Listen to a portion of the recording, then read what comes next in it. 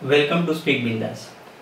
100 से ज़्यादा music albums, अभिमान, रिश्ते, सितारे संगीत के, इन सभी सारे सीरियल्स के डायरेक्टर और ऐसे ही बहुत सारे प्रोडक्शंस में as a writer, editor, cinematographer और अबव ऑल डायरेक्टर के तौर पे काम कर चुके इंद्रवेश योगी जी आज हमारे साथ हैं।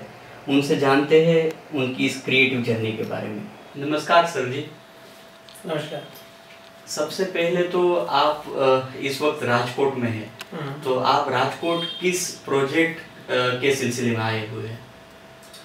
कंट्रोल एस प्रोडक्शन हाउस ने मुझे बुलाया।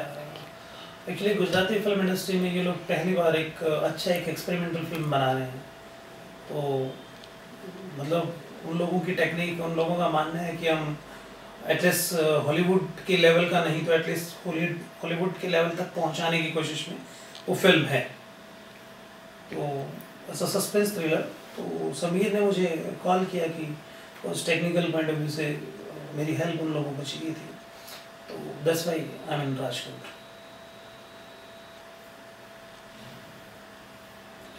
आपको राजकोट कैसा लगा? सच बताऊं, जब मैं राजकोट के लिए चला था तो मैंने सोचा था कि बहुत ही छोटा सा एक शहर होगा जहाँ पर मेरे ख्याल से बहुत सारी सुविधाएं भी नहीं होंगी। बट जब मैं यहाँ पहुँचा तो मतलब it's a complete city actually, और सब कुछ है यहाँ पर। अच्छा वेल डेवलप्ड एक शहर है मेरे हिसाब से, जितना मैंने इन 2-3 दिनों में मैंने देखा। So wonderful, it's a wonderful city actually. मैंने आपको काम करते हुए प्रोडक्शन में फ्लोर मैनेजर के तौर पे, फ्लोर डायरेक्टर के तौर पे रादर मैंने आपको देखा है, और आप एकदम एंथुसियास्टिक, यंग, डायनेमिक पर्सनालिटी रखते हैं। तो इन सभी चीज़ों में ये जो स्पिरिट है वो बना के काम करना थोड़ा डिफिकल्ट होता है एज अ डायरेक्टर, या कोई भी एंटरटेनमेंट इंडस्ट्री का कोई भी रोल है, कैसे कर पाते हैं आप? स्पिरिट देखो बनाने से नहीं बनती एक्चुअली, वो आपके अंदर होती है। और क्रिएटिविटी कोई मेडिकल स्टोर पे मिलने वाली कोई डोज तो है नहीं कि आपने लिया और आपके अंदर क्रिएटिविटी पैदा होगी। ये सिर्फ एक गॉड गिफ्टेड चीज़ें होती है। हाँ, इतना है कि आप किसी अच्छे इंस्टीट्यूट से या कहीं से आप अपनी क्रिएटिविटी को पॉलिश कर सकते हैं। और जहाँ तक डेडिकेशन की बात है, एनर्जी की बात है, तो शुरू से मेरे अंदर है। शायद मैं नॉर्मली अपनी नॉर्मल लाइफ में मेरे अंदर उतना एनर्जी शायद ना देखने को मिले, बट जब मैं फ्लोर पे होता हूँ तो I don't know how, but automatically मेरे अंदर एनर्जी आती है और अच्छे से काम कर पाता हूँ। That's it. काफ़ी सारे डाइवर्स प्रोजेक्ट्स आपने किए हैं, जैसे कि म्यूजिक एल्बम्स आपने किए हैं, डॉक्यूमेंट्रीज की है, एड फिल्म्स की है, कॉर्पोरेट फिल्म्स की है, आपका एक फुल लेंथ फिल्म का प्रोजेक्ट था, सीरियल्स की है। इतनी सभी सारी चीज़ों में आप कैसे इन्वॉल्व हो पाते हो, कैसे इन सभी चीज़ों को हैंडल कर पाते हो? देखो, एक सबसे बड़ी बात है, एक लाइन में मैं एक चीज़ क्लियर करूँगा, बेगर्स कांट बी चूजर्स। इस लाइन में अपना एक मुकाम बनाने की संघर्ष में लगा हुआ हूँ पिछले 10-11 सालों से। सो अभी तक मेरी वो कंडीशन नहीं रही कि मैं चूज़ करने की कंडीशन पे बैठूँ या मेरे पास ऑप्शन हो कि मुझे ये करना है, ये करना है। मेरे सामने जो आता चला गया, मैंने जो काम किया, मेरा सामने वाले को काम अच्छा लगा, उसको देख के मुझे दूसरा काम मिला, दूसरे को देख के तीसरा मिला। जो मेरे सामने आता चला गया मैं वो करता चला गया, चाहे वो टेलीविज़न हो, म्यूज़िक वीडियोस हो, पॉप हो, हिप हॉप हो, रिमिक्स हो, या कॉर्पोरेट हो, या फिर डॉक्यूमेंट्रीज हो, सब आगे से मिला और मैंने किया। नाउ फाइनली ये सब करने के बाद जो मेरा मेन मकसद है वो एक अच्छी फिल्म बनाना, जिसकी मेरी स्क्रिप्ट्स रेडी हैं और मैं पिछले 6 महीनों से अपनी फिल्म पे लगा हुआ हूँ। और finally I hope with in 2 और 3 मंथ शायद उन पे काम भी शुरू हो जाएगा। आपका सबसे पहला जब आपने करियर शुरू की एंटरटेनमेंट इंडस्ट्री में, तो आपका सबसे पहला प्रोजेक्ट क्या था, आपका रोल क्या था उसमें? थोड़ा टिपिकल सवाल है आपका। एक्चुअली इस इंडस्ट्री में मोस्ट ऑफ जो लोग आते हैं उनमें सबसे ज़्यादा जो तादाद होती है वो एक्टर्स की होती है। जब मुझे इस इंडस्ट्री के बारे में कुछ नॉलेज नहीं था, सिर्फ इतना था कि मुझे कुछ अलग करना है। जिस बैकग्राउंड से मैं उठ के आया हूँ, एक बहुत ही रूरल और एक बहुत ही स्मॉल टाउन टाइप विलेज है जहाँ की मेरी पैदाइश है, हरियाणा में। तो जहाँ से मैं उठ के आया हूँ तो वहाँ पे कल्चर के नाम पर सिर्फ और सिर्फ एग्रीकल्चर है। बाकी अगर कलाकारी की बात करें तो लोग सिर्फ मजाक उड़ाते हैं उस चीज़ का। तो फिर भी मेरे अंदर एक जुनून था कि मुझे कुछ इन लोगों से अलग करना है, मुझे इन लोगों से हट के कुछ करके दिखाना है। तो मुझे फिर सोचने में थोड़ा टाइम लगा, समझने में टाइम लगा कि मैं क्या कर सकता हूँ। बचपन में थोड़ा सा सुंदर दिखता था, आज तो नहीं हूँ, बचपन में ठीक लगता था। तो एक्टर बनने की ठान ली कि एक्टर बनूंगा। एक्टर बनने के लिए जब स्ट्रगल शुरू किया तो वाकई में पता चला कि एक्टर बनना बहुत ही मुश्किल है, और वो भी स्पेशली एक अनप्रोफेशनल लोगों के बीच में। तो दिल्ली में स्ट्रगल करता रहा बट कुछ खास हासिल नहीं हुआ। देन मुझे अपने अंदर एक और टैलेंट का पता चला कि मैं लिख सकता हूँ। तो मैंने लिखना शुरू किया, तो मेरी इम्पोर्टेंस लोगों ने जाननी शुरू की, और राइटिंग के बदौलत मेरा सर्कल डेवलप हुआ। लोगों ने मुझे इम्पोर्टेंस देना शुरू किया, लोग मुझे अपने पास बैठाने लगे, लोग मुझे समझने लगे। तो फिर मुझे राइटिंग में मजा आने लगा। आपका जो एजुकेशनल बैकग्राउंड है वो काफी अलग है, एंटरटेनमेंट या आर्ट से जुड़ा हुआ नहीं है। जैसे आपने मैथमेटिक्स में ग्रेजुएशन किया है, एमबीए किया है, तो एक बंदा एमबीए करके या फिर मैथमेटिक्स में ग्रेजुएशन करके इस फील्ड में तो नहीं आता, फिर भी आप आए क्यों? थ्री इडियट में बहुत अच्छी बात कही गई है, वो मेरी लाइफ पर भी लागू होती है। हमारे घर वाले सिर्फ ये सोचते हैं कि हम अपने बच्चे को ये बनाएंगे वो बनाएंगे। तो मेरे घर वालों ने भी कुछ ऐसा ही सोचा हुआ था कि हमारा बच्चा इंजीनियर बनेगा। मुझे नॉन मेडिकल में एडमिशन दिला दिया गया, मैं ग्रेजुएशन किया। देन ग्रेजुएशन करने के बाद जब मुझे मौका मिला कि मुझे क्या करना है और मुझे कहाँ जाना है, तो मैंने मास्टर डिग्री में एडमिशन लेते वक्त मैंने हिंदी से पोस्ट ग्रेजुएशन किया मैंने। तो क्योंकि राइटर बनना चाहता था, राइटिंग फील्ड में जाना चाहता था, तो हिंदी पे कमांड आपकी अच्छी होनी चाहिए और साहित्य की नॉलेज होनी चाहिए, तो उसके लिए मैंने हिंदी से एमए किया। देन फिर मुझे लगा कि जब मुझे फिर थोड़ा कॉर्पोरेट का एक्सपीरियंस हुआ और करियर कॉन्शियस हुआ, तो मुझे लगा कि अगर आपके पास एक प्रोफेशनल, अगर आपके पास डिग्री नहीं है तो आप अनसिक्योर हैं, आपकी लाइफ सिक्योर नहीं है। तो सिर्फ उस सिक्योरिटी पॉइंट ऑफ व्यू से मैंने एमबीए किया। आपका सबसे बड़ा प्रोजेक्ट 2001 का खिलवाड़ रहा, जो ओमपुरी, आशुतोष राणा सभी स्टार्स थे इतने बड़े, आप डायरेक्ट कर रहे थे उस फिल्म को। उस फिल्म के बारे में बताइए, कैसे ये फिल्म शुरू हुई और फिर कैसे ये फिल्म पूरी न हो पाई? दिल्ली में काम करते करते मेरे एक दोस्त ने जाहिर किया कि एक अच्छी स्क्रिप्ट लिखो यार, एक फिल्म बनाते हैं। तो मैंने एक सस्पेंस थ्रिलर लिखा, फिल्म बनाने चले। दिल्ली में शूट करने के बजाय मुंबई में प्लान हुआ तो धीरे धीरे फिल्म का ग्राफ बढ़ता चला गया, और फिल्म में अच्छे एक्टर्स जुड़ गए, अच्छे टेक्नीशियंस जुड़ गए, और एक अच्छा वाला सेटअप खड़ा हो गया। और मेरी लाइफ का सबसे बड़ा और बहुत बड़ा ब्रेक था मेरे लिए। तो बस जो लक में होता है वो मिलता चला गया। बट उसी के साथ एक और टर्निंग पॉइंट मेरी लाइफ का ये था कि वो फिल्म मेरी कंप्लीट नहीं हो पाई। सो अगेन फिर मेरी लाइफ का स्ट्रगल चालू हुआ।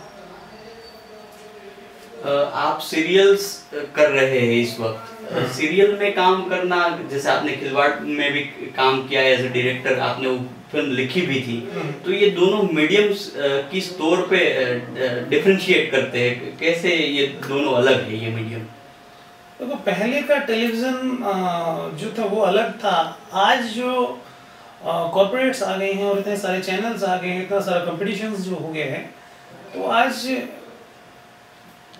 अगर मेरे पॉइंट ऑफ व्यू से देखें, हो सकता है किसी को ये बात बुरी भी लग सकती है, बट जो मैंने ऑब्जर्व किया है, टेलीविज़न में सीरियल मेकिंग कम और मनी मेकिंग ज़्यादा है। सिर्फ एक मशीन की तरह से लोग काम करते हैं, 12, 15, 18 घंटे शूट होता है, ऑन शूट स्क्रिप्ट्स आती हैं, सब डिसीजंस चैनल्स के होते हैं, producer is like a production controller only. तो क्रिएटिविटी आदमी के अंदर तभी आ सकती है जब आप फर्स्ट स्क्रिप्ट से लेकर आप एडिटिंग तक इन्वॉल्व हों। टेलीविज़न में कोई भी डायरेक्टर स्क्रिप्ट में इन्वॉल्व नहीं हो सकता, एडिटिंग पे नहीं जा पाता, क्योंकि उसको वीक में 5 एपिसोड्स उसको शूट करने ही करने हैं। Film making is a different, क्योंकि फिल्म मेकिंग में आपको फर्स्ट ड्राफ्ट से लेकर आपको फाइनल एडिट तक, इवन प्रीमियर तक डायरेक्टर की इन्वॉल्वमेंट होती है। सो वहाँ पर क्रिएटिविटी के जो एस्पेक्ट्स होते हैं वो कंपेरेटिवली टेलीविज़न बहुत ज़्यादा होते हैं, और जो वाकई में जो क्रिएटिव लोग हैं वो टेलीविज़न को साइड में रख के या टेलीविज़न को सिर्फ सर्वाइवल का ज़रिया समझ के ही करते हैं। वाकई में उनका मेन फोकस तो फिल्म मेकिंग पे ही होता है। आपने आपका अभी लेटेस्ट जो एल्बम था राधे राधे, वो काफी पॉपुलर रहा। आपने पॉप सॉन्ग्स भी किए हैं, इमोशनल, पेट्रियोटिक, सब कुछ, रोमांटिक गाने किए हैं, इन सभी चीज़ों के वीडियो एल्बम्स किए हैं। कैसा रहा है इन सभी वीडियो एल्बम्स में काम करने का एक्सपीरियंस? मैंने हर नेक्स्ट शूट पे पिछले शूट से जो एक्सपीरियंस लिया वो मैंने उसमें प्लस किया, और डे बाय डे जो मेरी ट्रेनिंग रही वो बहुत अच्छी रही। अल्टीमेटली जो आज मैं अपने आप को महसूस करता हूँ वो आज से 4 साल पहले नहीं करता था, जो 4 साल पहले करता था वो आज से 8 साल पहले नहीं करता था। सो एक्सपीरियंस मेरा बहुत अच्छा रहा, मैंने बहुत कुछ सीखा वो म्यूज़िक एल्बम्स करके।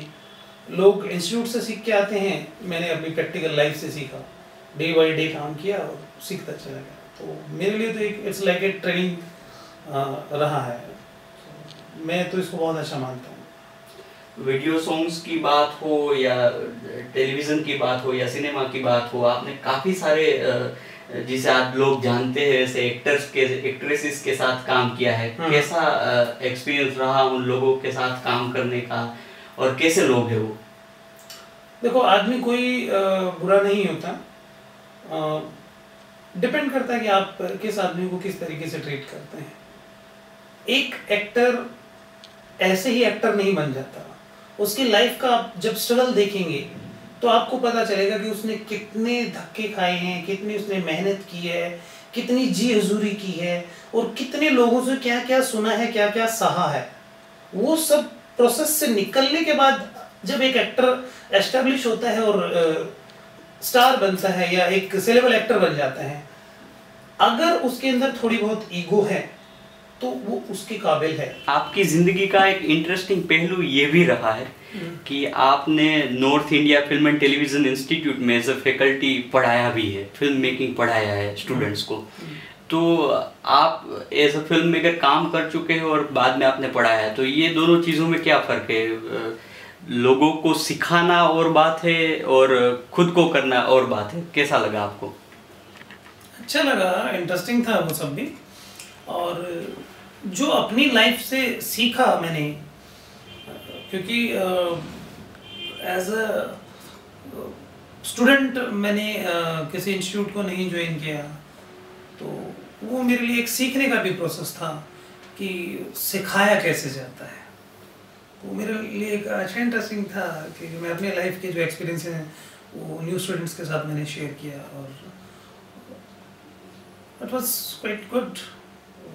That's it. इससे ही जुड़ा हुआ एक और मेरा सवाल है कि क्या फ़र्क होता है प्रोफेशनल्स में जो पढ़ के आए हैं इंडस्ट्री में और जो बिना पढ़े एक्सपीरियंस से आए हैं?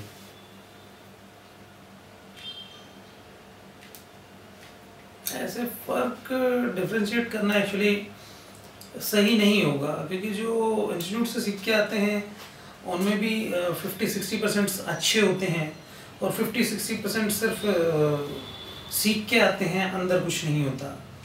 और जो सीधे चल के काम करना शुरू करते हैं उनमें भी बहुत सारे लोग टैलेंटेड होते हैं। आज के दिन फिल्म इंडस्ट्री में बहुत सारे ऐसे एग्जांपल्स हैं जो बहुत सारे सक्सेसफुल एक्टर हैं, बहुत सारे सक्सेसफुल डायरेक्टर्स हैं, बहुत सारे सक्सेसफुल राइटर हैं, व्हाटएवर, जो अपने अपने क्राइटेरिया में जो काम कर रहे हैं। तो उनमें से 80% लोग किसी इंस्टीट्यूट से सीख के नहीं आए। बट इसका मतलब ये नहीं है कि मैं इंस्टीट्यूट के खिलाफ हूँ या इंस्टीट्यूट से सीखना नहीं चाहिए। अगर आपके अंदर कोई कैलिबर है, कोई टैलेंट है अगर आपके अंदर, और आप उसको अच्छे से पॉलिश करना चाहते हैं, तो इंस्टीट्यूट, अच्छे इंस्टीट्यूट से अगर आप सीख के आते हैं तो वो आपको अच्छे से पॉलिश करेंगे, हाउ टू मैनेज योरसेल्फ, और आप अपनी चीज़ों को किस तरीके से एक्सप्लोर कर सकते हैं, वो प्रॉपर वे में आपको सिखाते हैं। तो इंस्टीट्यूट से सीख के आना भी एक अपने आप में एक उपलब्धि होती है। दूसरा क्या है कि आज का जो कॉर्पोरेट सेक्टर जो काम कर रहा है फिल्म मेकिंग में, या आज जो जिस तरीके से जो एक बड़े लेवल पे जो पूरा फिल्म इंडस्ट्री डेवलप होके आई है, तो इंस्टीट्यूट से, अच्छे इंस्टीट्यूट से, कुछ सिलेक्टेड इंस्टीट्यूट्स हैं जिनके अच्छे नाम्स हैं, अगर वहाँ से कोई सीख के आता है तो उसको थोड़ा सा इम्पोर्टेंस मिल जाती है, उसको थोड़ा सा एक फीडबैक उसका ये रहता है कि वो सीख के आया है। दूसरा जिसने 10 साल स्ट्रगल किया है इंडस्ट्री में, तो उसको वो बैकअप नहीं मिल पाता। हालांकि टैलेंटेड वो भी होता है, टैलेंटेड वो भी होता है। इंस्टीट्यूट से सीख के आने का सिर्फ इतना सा है कि उसको एक प्लस पॉइंट मिलता है, उसके पास एक सर्टिफिकेट। आज का जो ज़माना है वो स्पेशलाइजेशन का दौर है। आपका स्पेशलाइजेशन वैसे देखा जाए तो काफ़ी सारी चीज़ों में है, क्योंकि आपने काफ़ी सारी अलग अलग तरह से काम किया है। आपने राइटर के तौर पे काम किया है, लाइटिंग किया है, कैमरा किया है, डायरेक्शन किया है, सब कुछ किया है। तो इन सभी चीज़ों में क्या फ़र्क है, और स्पेशलाइजेशन का कोई इम्पोर्टेंस है कि एक ही चीज़ सीखो, या इससे बेटर ये है कि सभी चीज़ों का ज्ञान होना चाहिए आपको? आपने कहावत तो सुनी होगी कि 2 नाव पे सवार होने वाला अक्सर गिरता है। और जहाँ तक बात स्पेशलाइजेशन की है, तो अगर आप डायरेक्टर बनना चाहते हैं तो आपको स्क्रिप्टिंग का नॉलेज होना बहुत ज़रूरी है, आपको लाइटिंग का नॉलेज होना बहुत ज़रूरी है, आपको म्यूज़िक सेंस होना बहुत ज़रूरी है, एडिटिंग का सेंस होना बहुत ज़रूरी है। Director means A complete technical person with emotions, तो वो एक अच्छा डायरेक्टर हो सकता है। तो जो भी मैंने जिन रास्तों से मैं निकला, वो सब मेरे एक किस्म से मेरा ट्रेनिंग का प्रोसेस था। मैंने एडिटिंग भी किया, एज एन एडिटर मैंने काफ़ी प्रोजेक्ट्स किए।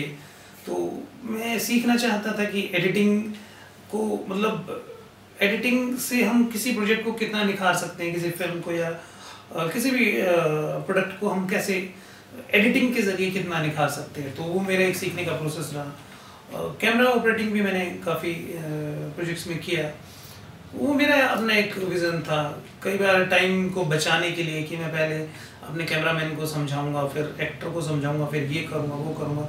टाइम लिमिटेशंस को कई बार देखते हुए वो शॉट्स मैंने खुद लिए, और कई बार तो मैंने खुद ही विदाउट एनी सिनेमेटोग्राफर और विदाउट एनी कैमरामैन मैंने काम किया। वो भी मेरा एक सीखने का प्रोसेस था। तो राइटर बेसिकली मैं हूँ, और बाकी सारे टेक्निकल पहलू से मुझे निकलना था। तो वो सब मेरे अल्टीमेटली निचोड़ यही है बात का, कि सिर्फ मैंने वो सब सीखने के लिए किया।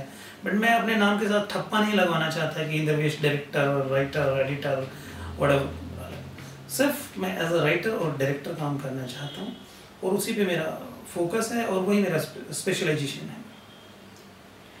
जैसे आज आप राजकोट में हो, शूट के दौरान आप मनाली होते हो, हिमाचल प्रदेश होते हो, कहीं भी पूरे भारत में और कहीं पे भी होते हो, तो इस चीज़ के कारण कि आपको ज़्यादा ट्रैवलिंग रहता है, शेड्यूल्स लंबे चलते हैं, रात रात भर भी काम होता रहता है, तो इससे पर्सनल लाइफ में क्या फ़र्क आता है?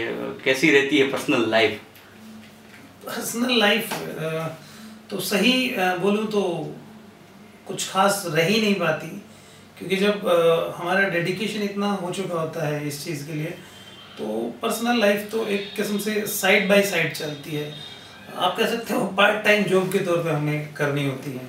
बट ये भी सही है कि जब एक कोई भी क्रिएटिव पर्सन या कोई भी thinker, I use the word, proper word for writer और फॉर क्रिएटिव पर्सन, थिंकर जब कोई काम करता है और जब एक लेवल पे जाके एस्टेब्लिश हो जाता है, तो आई थिंक फिर उसकी अपनी लाइफ भी धीरे धीरे मेंटेन हो जाती है।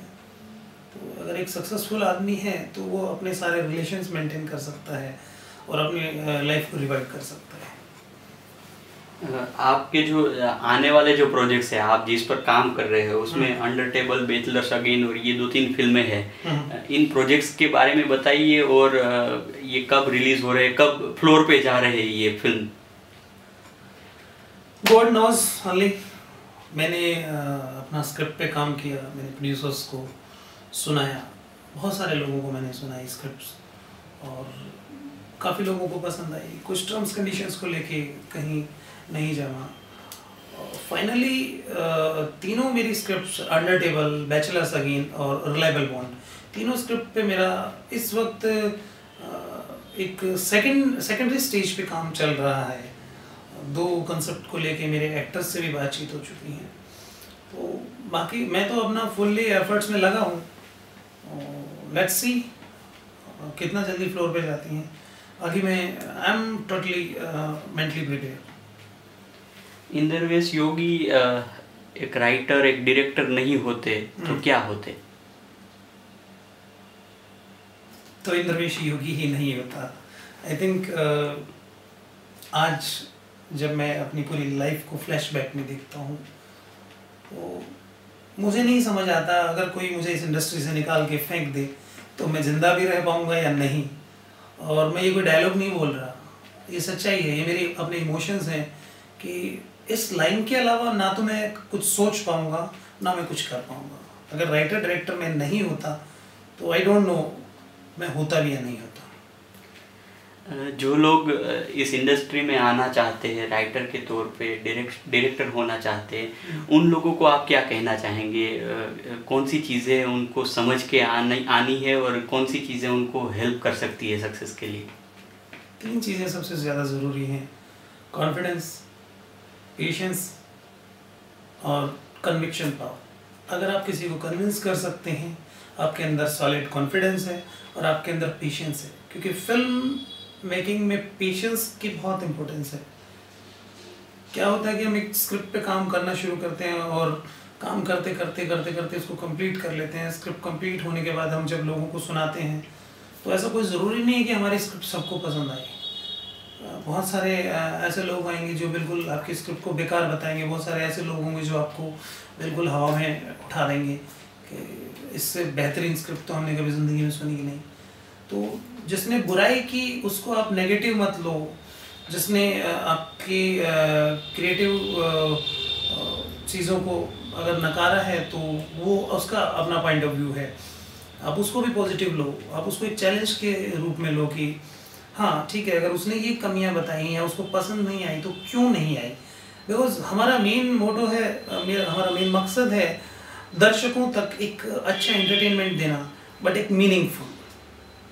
तो जाहिर सी बात है, कोई भी अगर आपके सामने बैठा है, चाहे वो फिल्म इंडस्ट्री से रिलेटेड हो या कोई बाहर का हो, कोई एक आम आदमी हो, है हमारे लिए वो एक दर्शक। अगर हम अपने दर्शक को सेटिस्फाई नहीं कर पाते, इट मीन्स हमारे प्रोडक्ट में, हमारी क्रिएटिविटी में कहीं ना कुछ कमी रहेगी। तो उसको नेगेटिव ना लेके पॉजिटिव लें, पेशेंस रखें। पेशेंस का कोई लिमिटेशन नहीं है फिल्म इंडस्ट्री में। लोग 20-20 साल स्ट्रगल करने के बाद अच्छे मुकाम हासिल कर पाते हैं। बहुत सारे बड़े एक्टर्स के आज नाम हैं हमारे सामने, या बहुत सारे डायरेक्टर्स के नाम हैं जिन्होंने बहुत लंबा स्ट्रगल किया।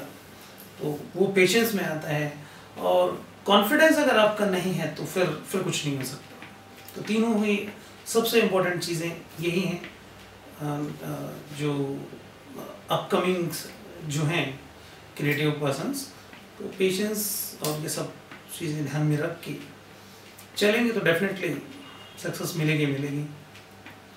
इंद्रवेश जी, हम आशा करते हैं कि आपकी फिल्में थिएटर में आए, हम यहाँ राजकोट में भी देखने जाए, पूरा देश आपकी फिल्में देखे, और आपने हमारे साथ इतना वक्त गुजारा, आपका बहुत बहुत शुक्रिया।